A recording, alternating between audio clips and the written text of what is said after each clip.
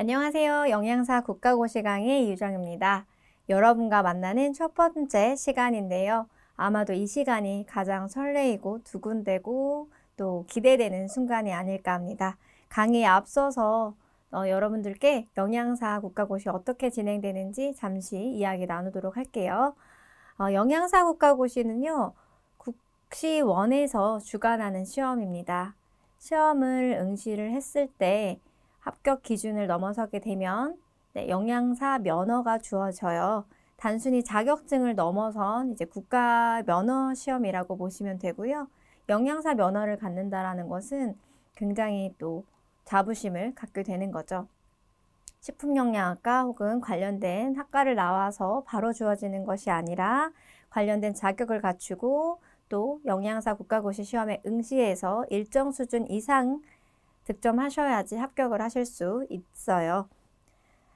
최근 합격률을 보게 되면요. 46회 67.2%, 47회는 이제 72.5%, 48회는 69.9%, 한 평균 60% 후반에서 70% 정도 되는 합격률을 보이고 있습니다.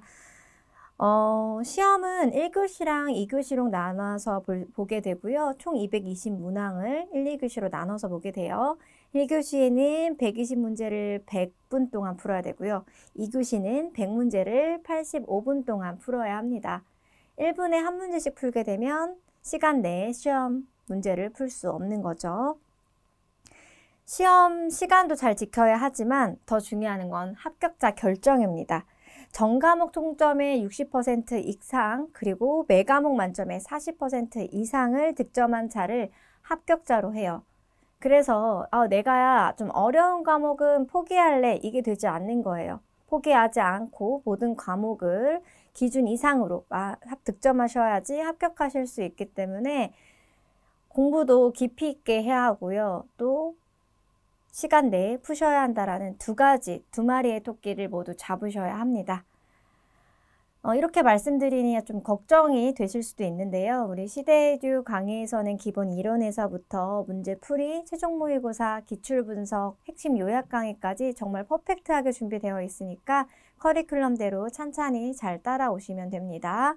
자, 저와 함께 만나볼 과목 급식관리 그리고 식품위생인데요. 급식관리 첫 번째 챕터부터 진행하도록 하겠습니다. 여러분의 합격을 기원하면서 첫 번째 챕터 급식관리입니다. 급식관리에서 가장 먼저 나오는 게 바로 단체급식의 정의예요. 과연 단체급식이 뭘까? 학생들에게 물어보면 단체급식, 단체로 급식 제공하는 거 아니에요? 같이 급식 먹는 거 아니에요? 영양사가 메뉴 짜고 조리사분들이 식단에 맞는 조리를 해서 급식을 제공받는 거 아니에요? 라고 생각하시는데 단체급식의 정의가 이렇게 잘 나와 있습니다. 단체급식의 정의 식품위생법 제2조에서도 나와 있고요. 일단 저희 교재에 보시면 1번 동그라미 단체급식의 정의 동그라미 칠게요. 비영리를 목적으로 비영리라고 하는 것은 영리랑은 반대죠. 영리를 추구하는 것이 아니라 비영리를 목적으로 특정 다수인에게 요거 반대로 하면은 불특정 다수인이겠죠. 불특정 다수인은 일반 식당에 누가 찾아올지 모르는 그런 상황을 불특정이라고 하고요. 특정할 수 있는 많은 사람에게 특정 다수인에게 계속해서 음식물을 공급하는 기숙사, 학교, 병원, 그 밖의 후생기관 등의 급식시설로 식품위생법 제2조에서는요. 상시 1회 50인 이상에게 식사를 제공하는 급식소를 의미하게 됩니다. 상시 1회 50인 이상이라고 나와 있는데 산업체에서는요. 이 기준이 조금 더 높습니다. 1회 100인 이상이에요. 자, 단체급식의 정의 비영리를 목적으로 특정 다수인에게 계속해서 식사 제공하는 것을 단체급식이라고 합니다. 그래서 단체급식이 뭐야? 나 영양사 할 거야. 단체급식 영양사가 되고 싶어. 이게 꿈이야 라고 했을 때 단체로 급식 제공하는 거야 라고 말을 한다라는 거 너무 1차원적이고요. 이제 학습하고 있으니까 비영리를 목적으로 특정 다수인에게 계속적으로 식사를 제공하는 것을 단체 급식이라고 합니다. 이 단체 급식은요, 오른쪽 밑에 보시면은 이렇게 비영리를 목적으로 특정 다수인에게 계속적으로 식사를 제공한다고 했죠? 오른쪽 하단에 보면 팁이 나와 있어요. 일반 식당 같은 경우에는 뭐 호텔이라든지 외식 업체가 해당되겠죠. 불특정 다수인을 대상으로 합니다. 불특정 다수인 누가 올지 몰라요. 그리고 영리를 목적으로 하죠. 그래서 일반 식당은 단체 급식에 속하지 않습니다. 일반 식당이랑 비교해서 단체 급식을 알아두시면 되겠죠. 단체 급식의 목적 두 가지 있어요. 공통의 목적, 그리고 고유의 목적이 있고요. 점점점점은 보기 쉽게끔 이렇게 묶어주시면 됩니다. 공통의 목적은요, 단체 급식을 하는 이유. 건강 증진을 도모해서 피급식자의 영양을 확보하는 거죠. 네, 식사를 함으로써 영양에 맞춘 균형 있는 식사를 함으로써 건강 증진을 도모하고요. 그럼으로써 피급식자의 영양을 확보하는 데 있고요. 또 식사를 하는 거 이상의 의미도 있습니다. 단체 급식을 하면서 인간관계 육성이라든지 도덕성, 사회성도 함양을 할 수 있고요. 또 피급식자에게는 휴식처를 제공하는 역할도 합니다. 식사를 하면서 휴식처를 제공하는 역할도 하고요. 그리고 피급식자의 가정과 지역사회에도 공헌을 할 수 있어요. 그럼 가정에는 어떤 공헌을 할 수 있고 지역사회에는 어떤 공헌을 할 수 있을까? 가정에서 음식을 차리고 또 식재료를 구매하고 또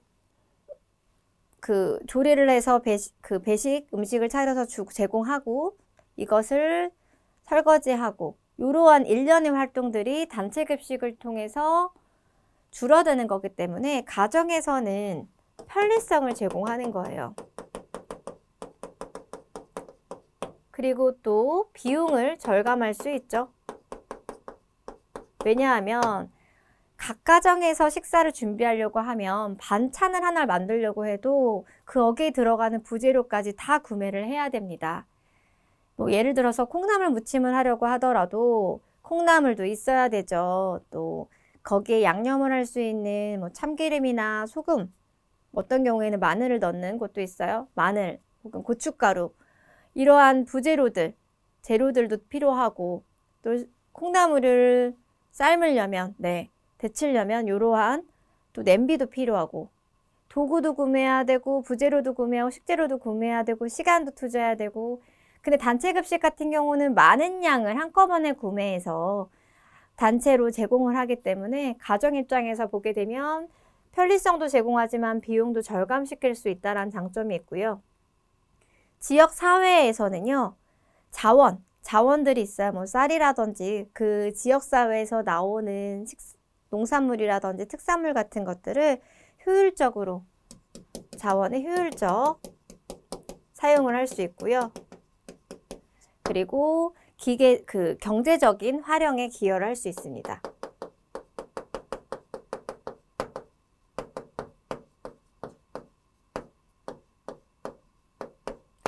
피급식자의 가정 지역사회 공헌도 할 수 있고, 요즘에는 단체 급식을 그냥 식사를 제공하는 것 외에도요, 영양교육이라든지 영양지식을 함양하는 데 도움을 주고 있습니다. 초등학교에는 의무적으로 이제 영양교사가 또 배치가 됐고요. 중고등학교에도 영양교사가 있죠.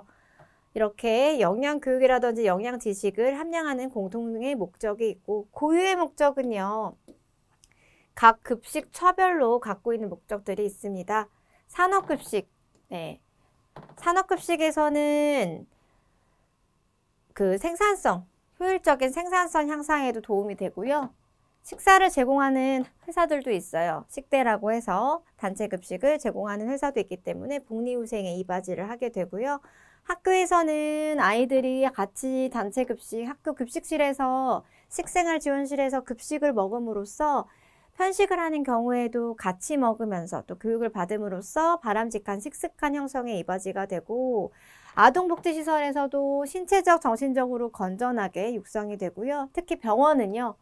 병원식 같은 경우는 일반식도 있지만 치료식도 있죠. 환자가 질환을 갖고 있을 때 쾌유, 얼른 나을 수 있도록 촉진을 하는 역할도 있습니다. 사회복지시설에서는 가정적인 분위기를 조성해서 즐거운 식사를 제공하기도 합니다. 그럼 이러한 단체급식의 특성은 또 어떤 것들이 있는지 1번에서 5번까지는 묶어주겠습니다. 네. 단체급식은요, 관리자가 있어요. 바로 영양사죠. 여러분들이 지금 준비하고 있는 시험, 준비하고 계신 국가고시 시험 영양사 국가고시죠. 단체급식은 영양사라는 관리자가 운영을 하고 있습니다. 전문성과 책임감을 갖고 있는 영양사라는 관리자가 운영을 하고요. 단체죠. 규모가 커요. 아주 크고 짧은 시간에 다량한 식사를 공급하기 위해서 모든 작업이 체계적으로 진행이 되어야 합니다.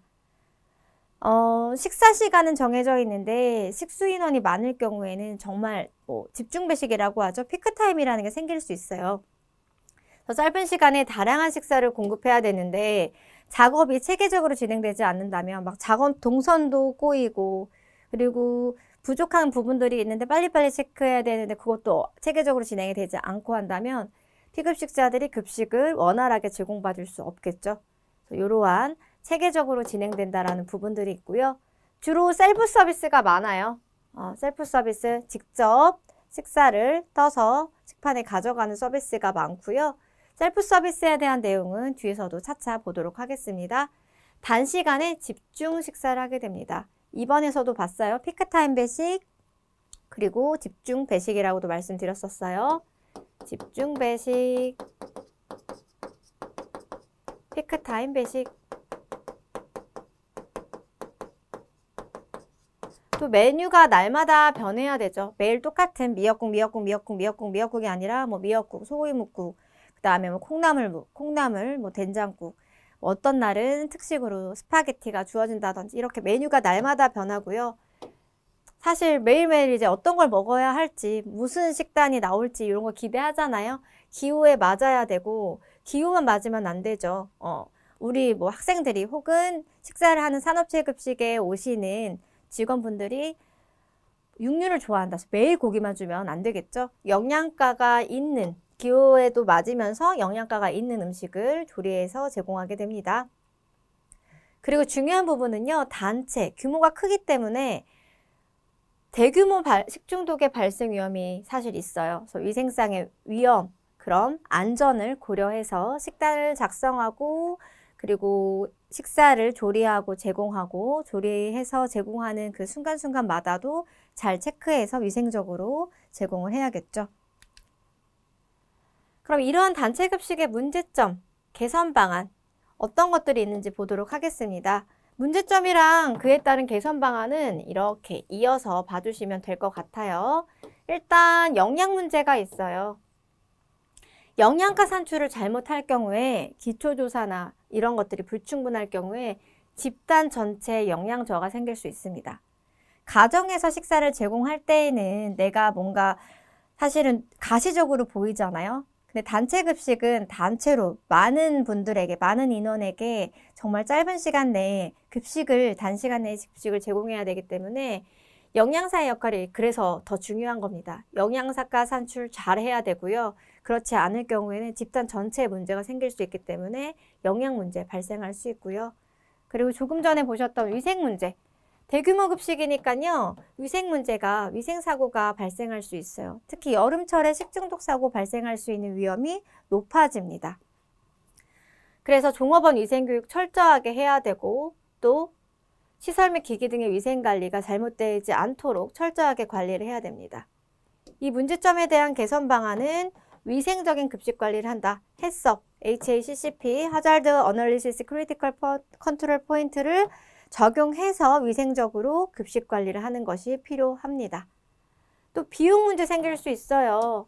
어쨌든 비영리를 목적으로 하지만 여기에 인건비, 경비, 식재료비, 인건비, 경비가 모두 다 포함되어 있기 때문에 급식비를 줄인다고 인건비나 시설비를 줄였을 때 이런 급식의 질이 저하될 수 있죠. 그래서 그런 부분들 중요하기 때문에 개선 방안 기억 연결해 주시면 됩니다. 경비 절감, 여건을 고려해서 대량 구매하고요. 계절식품이 조금 더 저렴한 부분들이 있어요. 계절식품을 활용하거나 작업 분석을 통하는 거죠. 작업 분석을 통해서 인건비를 절감할 수 있는 방법 등을 생각하면 됩니다. 심리 문제. 가정식에 대한 향수로 급식에 적응을 못하거나 개인의 기호 성향을 무시한 채 실시되는 획일적인 단일 식단이 문제가 돼요. 그래서 개선 방안으로 디귿이죠. 기호도를 충족합니다. 식단을 선택할 수 있도록 도입하는 거예요. 매일매일 식단이 바뀌기도 하지만 거기에서도 하루의 식단이 A, B 이런 식으로 나눠서 양식, 한식 나눠서 선택할 수 있는 것들을 도입을 한다든지 또 메뉴도 개발하는 방법 등을 통해서 기호도를 충족시킬 수 있도록 노력하는 것도 필요하고요. 자, 또 리을도 나와 있죠. 가정식과 같은 분위기를 연출을 하는 거예요. 급식실 정말 쾌적하게 유지를 하면서 급식에 적응을 할 수 있도록 하는 거죠. 또 문제점 미음은요. 시간과 배식 등의 문제예요. 단기간 내에 집중 배식, 피크타임 배식을 하기 때문에 이러한 정해진 짧은 시간 내에 다량으로 음식을 준비해야 되는 제한이 있어요. 그러다 보니 다양한 메뉴 개발도 어렵고 또 조리 후 배식 시간이 있어서 품질이 저하될 수 있다라는 이러한 시간, 배식에 대한 문제점도 있는데 이런 부분도 다양하게 고민을 하면서 개선할 수 있는 방안들을 모색해 보면 되겠습니다. 자, 단체 급식 관리는요. 관리 순환의 방식을 택하게 됩니다. 일단 계획을 합니다. 그리고 실시를 하고 잘 진행이 되었는지 평가하는 계획, 실시, 평가, 관리 순환의 방식을 선택하게 되고요. 이 관리 기능에 있어서 계획, 실시, 평가의 세부적인 내용들이 있어요. 계획은 영양 계획을 하는 거죠. 영양 계획, 식사 계획. 영양가 산출이라든지 영양가 산출이 잘못되었을 때 집단의 영양 저하 현상이 나타날 수 있다. 혹은 영양 과다 현상이 나타날 수 있기 때문에 이런 영양 계획, 식사 계획을 계획 단계에서부터 철저하게 해야 되고요. 식재료 운영이라든지 조리 작업 계획도 이 계획 단계에서 하게 됩니다. 그 다음에 실시에서는요. 식단을 작성하고 식재료를 구입하고 조리, 보관, 배식, 설비 등의 실시 기능을 하고 모든 급식이 진행이 된 다음에는 평가 기능을 꼭 합니다. 급식수, 식수 관리라든지 식사 상황, 조리 작업 시간, 위생 상태, 식품 구입 품목과 가격은 어땠는지, 또 검식, 급식 실태 조사, 영양가 조사 등의 평가 기능을 하게 됩니다. 또 단체 급식 관리는 계획, 실시, 평가의 과정을 갖는다라는 부분 기억해 주시면 되겠고요. 영양 보충 보겠습니다. 영양 보충. 그럼 단체 급식소에서 기호도 조사 왜 할까요?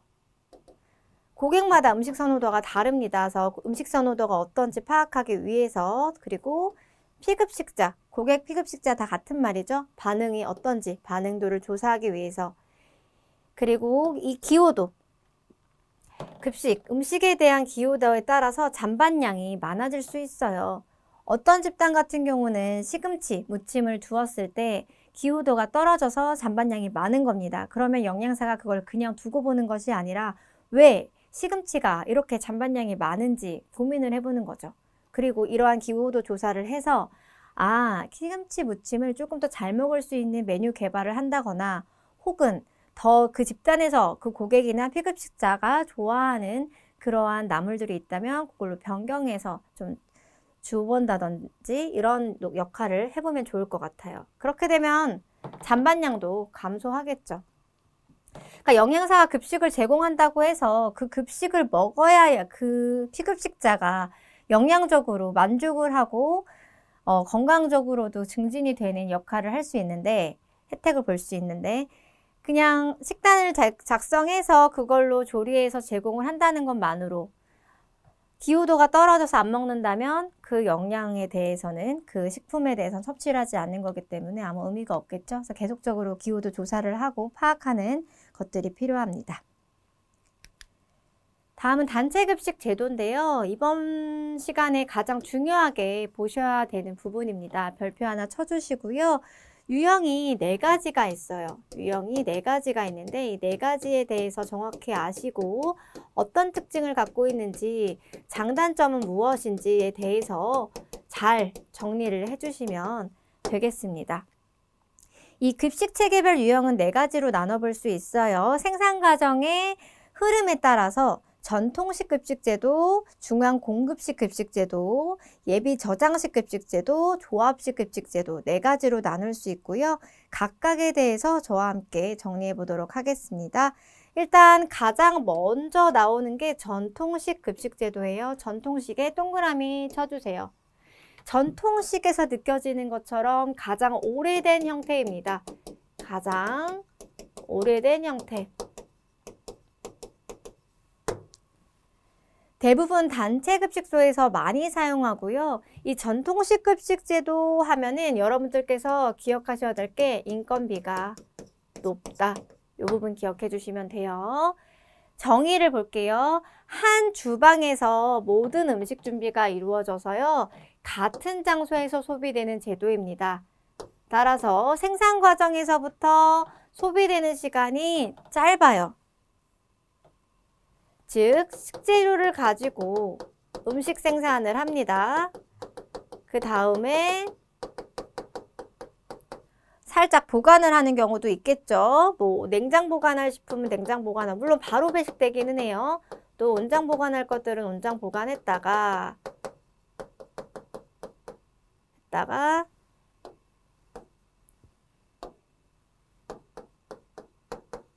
배식을 하게 됩니다. 한 주방에서 식재료를 가지고 조리도 하고 생산도 해서 보관했다가 혹은 보관하지 않고 바로 이제 배식을 하는 형태예요. 그래서 생산 분배 서비스가 같은 장소에서 연속적으로 이루어진다. 자, 여기다가 또 쓸게요. 생산 분배 서비스가 여기다 쓰면은 잘 안 보이겠네요. 그러면 자, 요거 이렇게 쓸게요. 생산 분배 서비스가 같은 장소에서 연속적으로 이루어진다.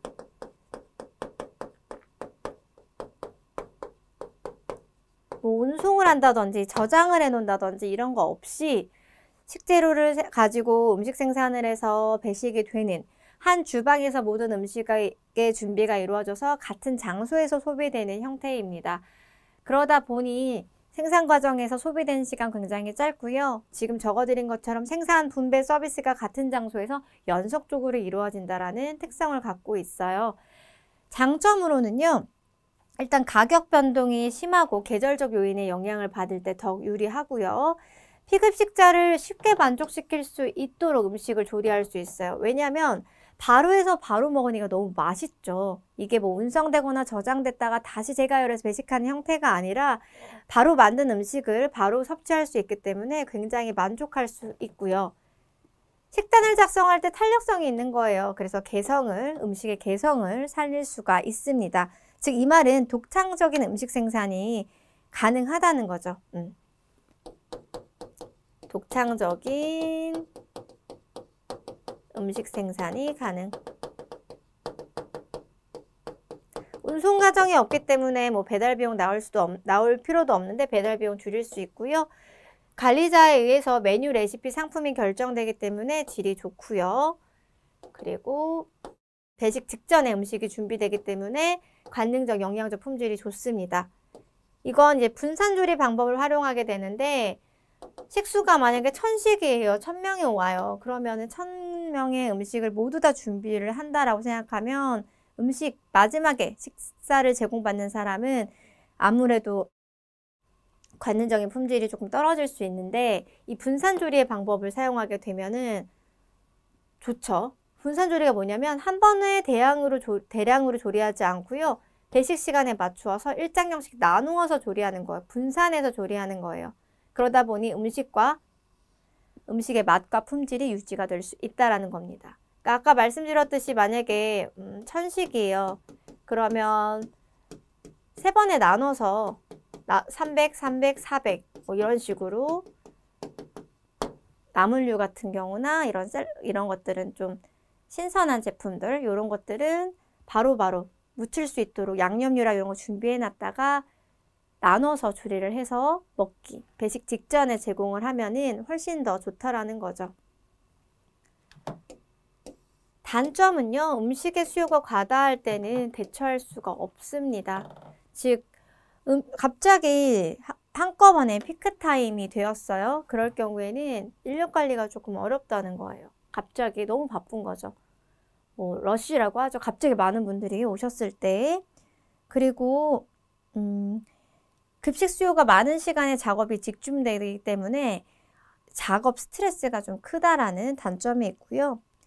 음식 생산을 위해서 숙련된 조리원이요, 장시간 필요해요. 제가 전통식 급식제도 같은 경우에는 인건비가 좀 많이 든다라는 부분이 있었죠.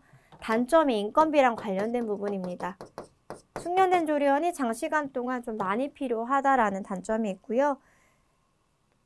요거 디귿은 요거 작업입니다. 작업의 분업이 일정치 못할 경우에는 생산성 저하를 초래하고 노동 비용이 높아집니다. 즉 인건비가 높아질 수 있다라는 단점이 있습니다. 이렇게 해서 우리 전통식 급식제도 봤고요. 그 다음에는 중앙공급식 급식제도예요. 중앙공급식 급식제도에서는요, 정의에 나와 있는 중앙의 공동조리장에다가 동그라미를 쳐주세요. 중앙의 공동조리장에 있어서 여기에서 식품의 구입, 생산이 이루어집니다. 식품의 구입, 생산 어디에서 이루어진다고요? 중앙의 공동조리장에서 이루어지고 각 단위 급식소로 운반 동그라미, 운반 운송이에요. 운송의 과정을 거쳐요. 한 곳에서 만들어서요, 각각의 단위 급식소로 운반을 하는 겁니다. 그렇게 해서 배식이 이루어지는 급식 형태로 생산과 소비가 시간적, 공간적으로 분리되는 방법이에요. 중앙의 공동조리장에서 음식을 만들어서 각 단위 급식소로 운송을 하는 거죠. 그러면은 다 각 단위 급식소에서 재가열해서 배식하는 부분들이 있죠. 자, 식재료를 가지고 음식 생산을 합니다. 음식 생산을 하고 운송의 과정을 거쳐요. 운송, 별표. 운송을 어디로 하냐? 단위 급식소로 합니다. 여기도 단위 급식소, 또 단위 급식소. 그럼 단위 급식소에서 각각 재가열하고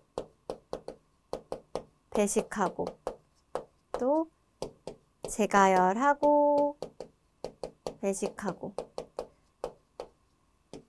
재가열하고 배식하고 하는 형태를 갖게 되는 거죠.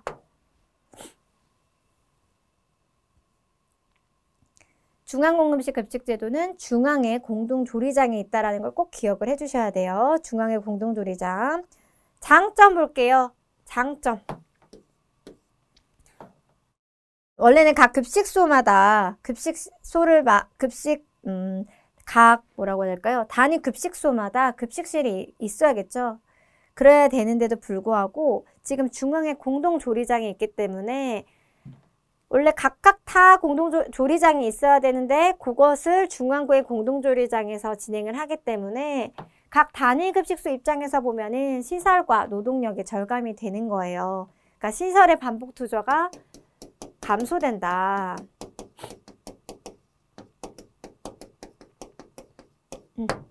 그리고 최소의 공간에서 급식이 가능한 거죠. 엄청 큰 조리실이 있을 필요가 없어요. 조리장이 있을 필요가 없기 때문에 최소의 공간에서 급식이 가능하고요. 공동의 조리장에서 같은 맛 그리고 품질로 만들기 때문에 음식의 질과 맛을 통일시킬 수 있습니다. 또 중앙의 공동조리장에서 한 곳에서 식재료를 대량 구매, 박리담회로 대량 구매하니까 식재료비 면에서도 절감이 되겠죠. 그러니까 각 급식조별로 식재료를 구매하고 이래야 되는 부분들이 사실은 줄어드는 거죠. 단점은요. 운송을 떠올려 주세요. 운송. 우리 전통식 급식제도는 인건비를 생각해달라.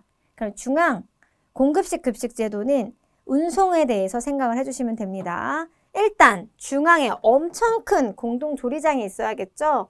중앙에 투자 비용이 많이 들고요. 각 급식소별로는 시설과 노동력이 절감될 수 있겠지만 중앙에 투자 비용이 많이 들고요.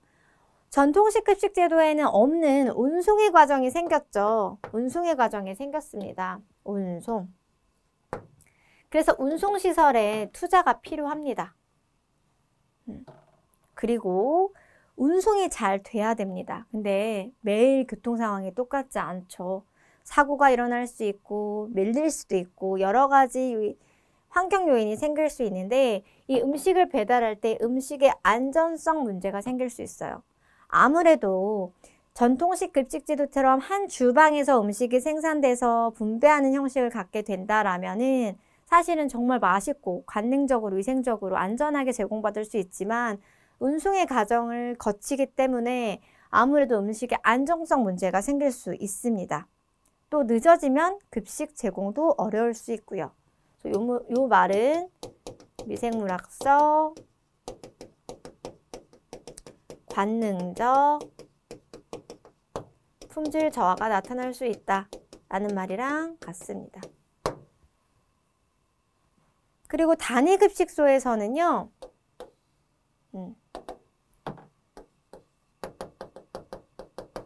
재가열해서 배식한다고 했죠. 재가열 장비가 필요합니다. 시설이라든지 이런 노동력은 절감될 수 있지만 재가열 장치 정도는 필요하고요. 아까 말씀드렸지만 운송이 늦어지면 급식 제공이 어려워지죠.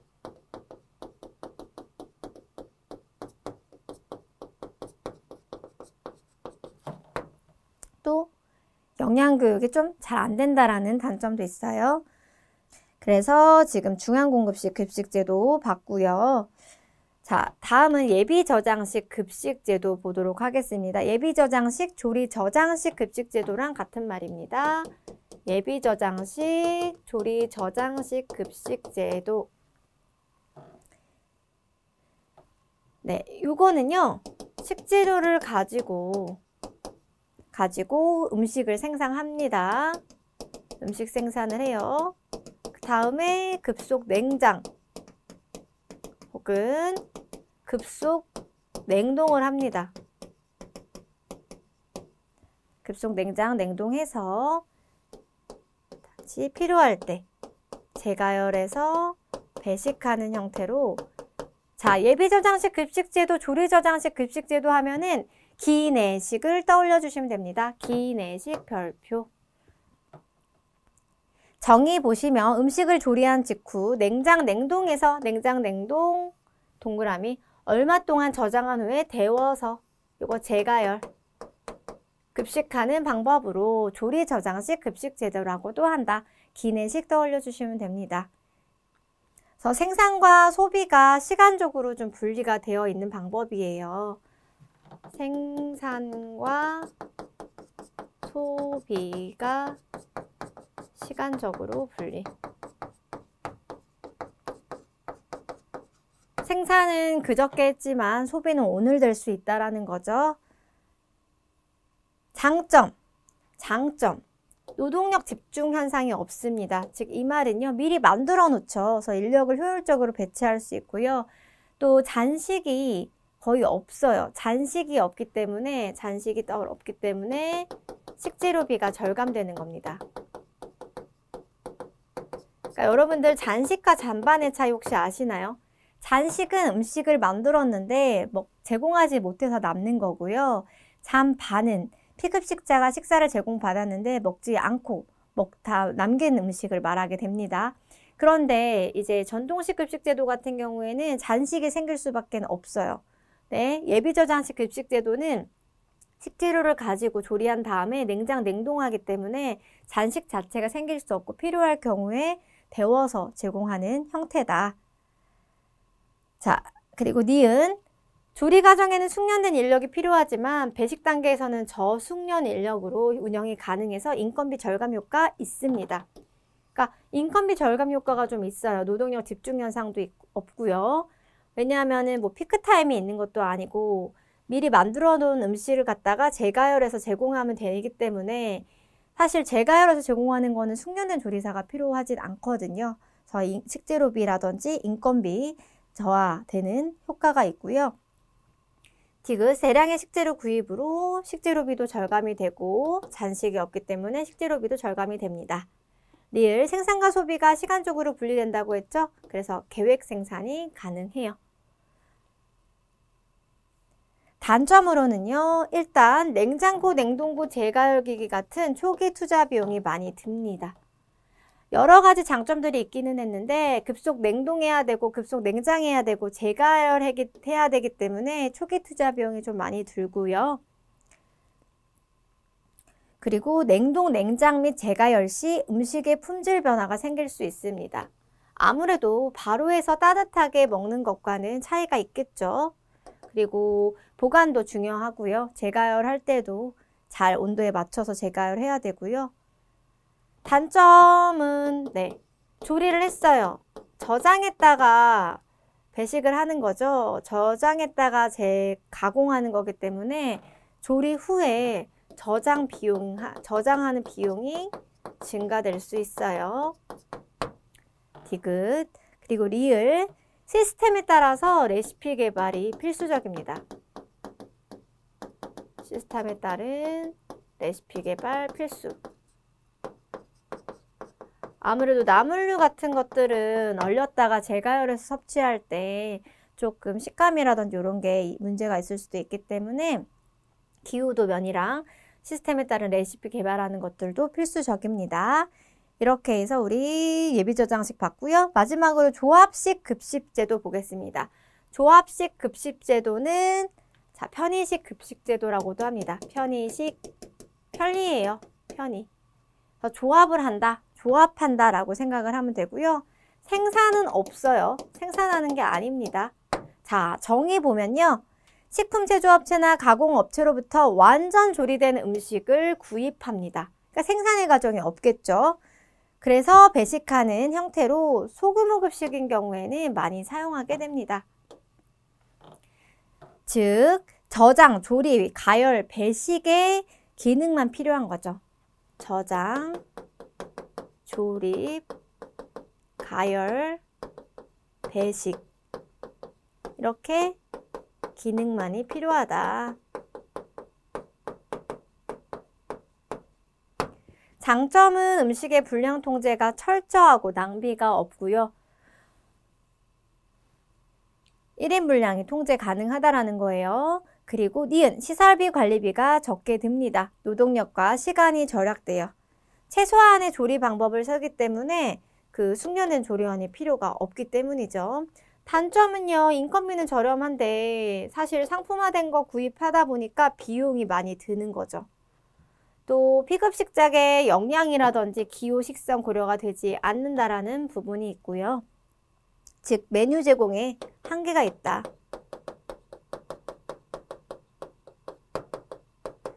구입한 식재료 같은 경우 저장해야 되는 공간이 필요합니다. 또 병원급식에는 적합할까요? 병원급식이라든지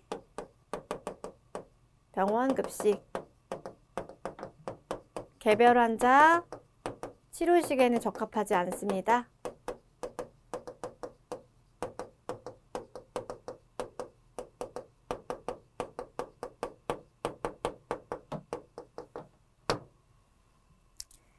이렇게 해서 우리가 4가지 급식 제도에 대해서 봤어요. 전통식 급식 제도부터 쭉 봤는데요. 여러분들 단체 급식 제도 유형에 따라서 장단점이라든지 그리고 특징에 대해서 물어보는 문제는 매년 출제가 되고 있어요. 여러분들께서 이 내용들을 보실 때 그냥 외우기 시작하면은 어느 순간에는 헷갈려 버리고 머릿속에서 꼬일 수 있거든요.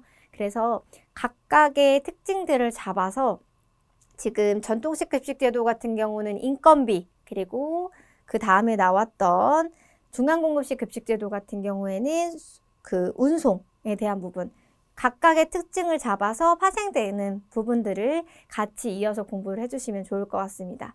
무엇보다도 이해가 먼저 선행된 다음에 그 다음에 이제 암기가 진행되어야 하는 거거든요. 그래서 구조화해서 하나씩 가지치기 해나가시기를 바라겠습니다. 네, 1강 오늘 여기까지 진행하고요. 다음 시간에 또 이어서 보도록 할게요. 감사합니다.